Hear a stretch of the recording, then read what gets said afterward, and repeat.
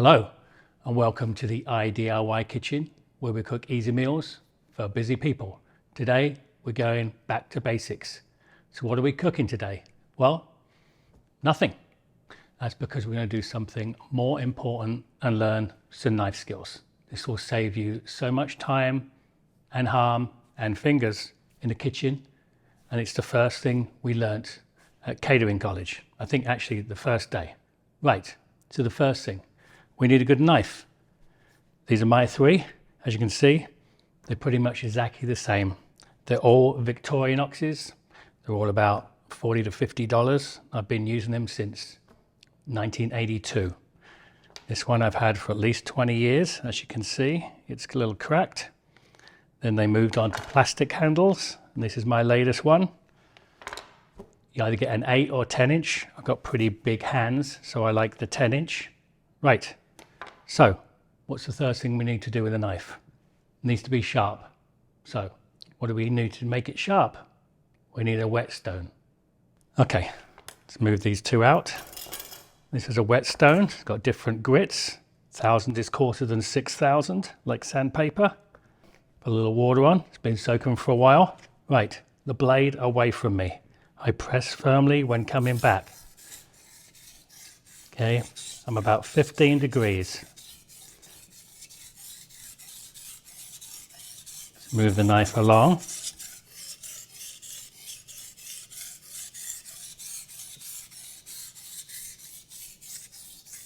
Okay, turn the knife around, a little bit more water, and I push away from me. Firmly pushing away and letting it up as it comes back. Press firmly down, back. Okay, and you get the rhythm. Move the knife along.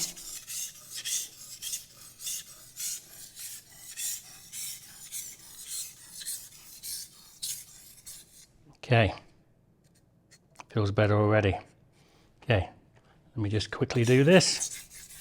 When you get used to it,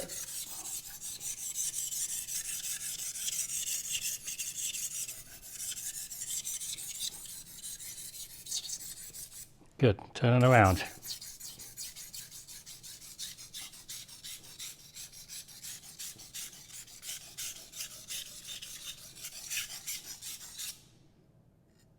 Good. Feels nice and sharp. Right, let's put this away.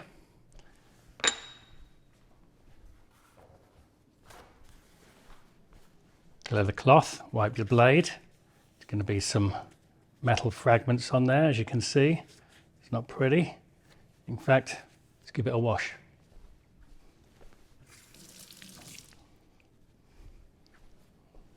Right, then what you do is do that about every couple of weeks, and then to top it up you use a steel.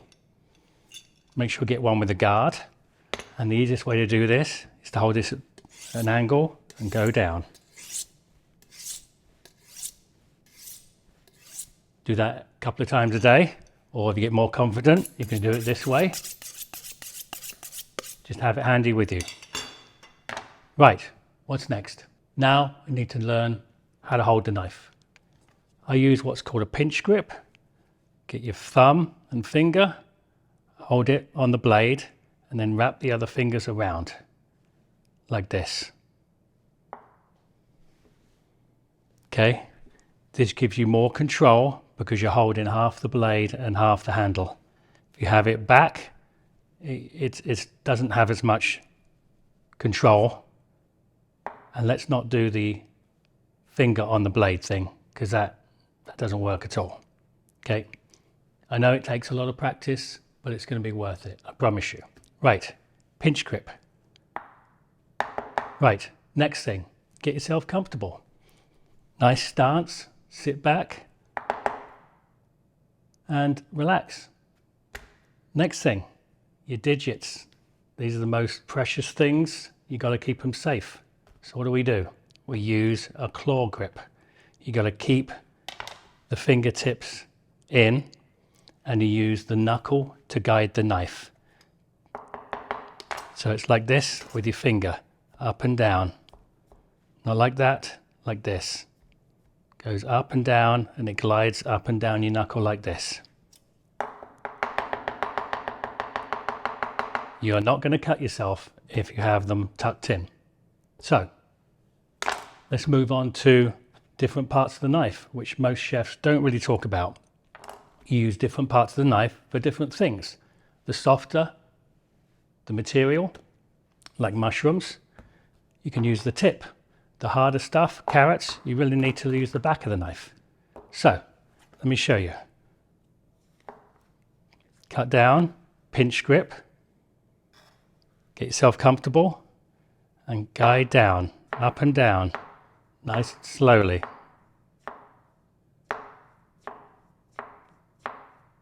Just move the knife along, let it just guide along the mushroom.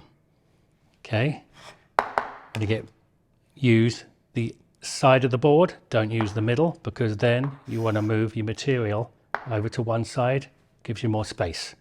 Again, when you get more confident, you can go faster. The hole.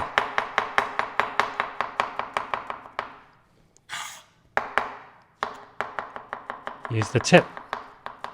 Okay? There's mushrooms.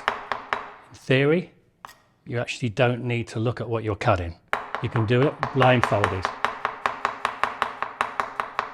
because you're guiding it with your hand. You don't need it. Okay, that's mushrooms. Do the last one. Okay. Practice makes perfect.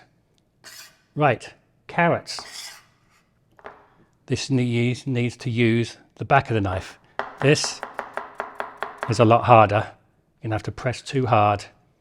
You can slip and hurt yourself. So what we do, we use a push down and slide like this. Not straight down, it's a slide. So again, I like to put, with carrots, I like to put my thumb on the back, knuckles here, and it's going to be guided down. Take it nice and slowly till you get more confident. Okay, that's rounds. You want to do squares or julienne, make the size you want. Now, safety-wise, this is not great. So what you do is you cut a little bit off the edge, so the carrot is now flat. Now you can cut the edges off. Also, before I forget, all this stuff here, don't throw it away. Put it in a pot, put some water on it, simmer it for an hour. You've got some beautiful vegetable stock for soups. Right, so now we got the carrot. Gonna kind of square it off a little bit. Right, so you kind of got it square. Then you can do some nice slices. Okay, then you can cut them into julienne or strips like this. And again. Okay, if you want to make them diced, turn them the other way, square them up.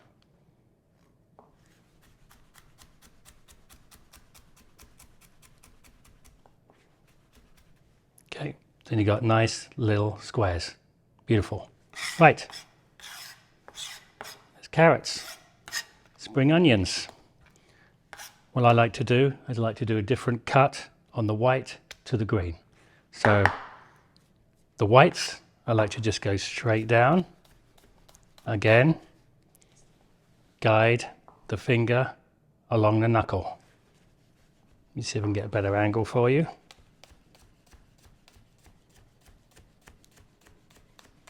Okay, and then when you get to the green parts, you can turn it on the biased and do it diagonally. Makes it look a bit more attractive.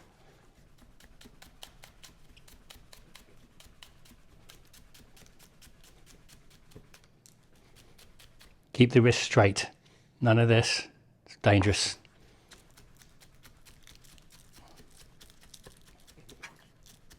It's actually fun, to be honest. It's really fun to do this.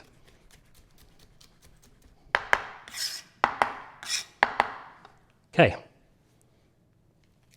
Cucumbers. Everyone wants to cut a cucumber. If you feel it's a little high,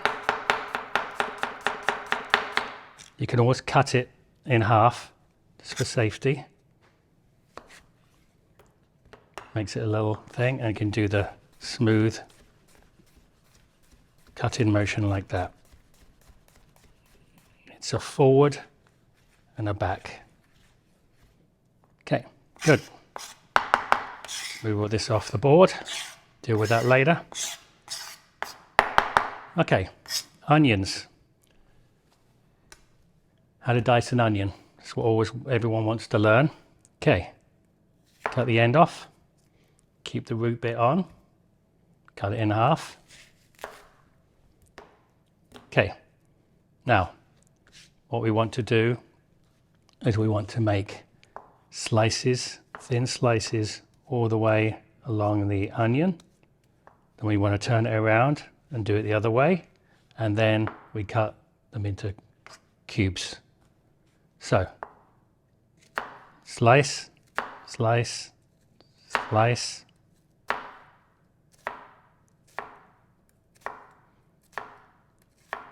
Just doing it nice and slowly. Okay, then you cut across, do a slide-in motion, safer, and then down.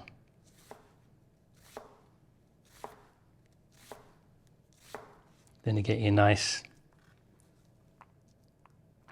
diced onions for your soup. When you get a little bit more confident, you can speed up, slice down.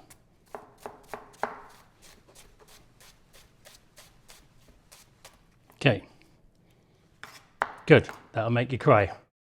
That's it really, it's just about practice. Practice makes perfect. Right, next week we'll do something completely different. Please like and subscribe, and I'll see you next week.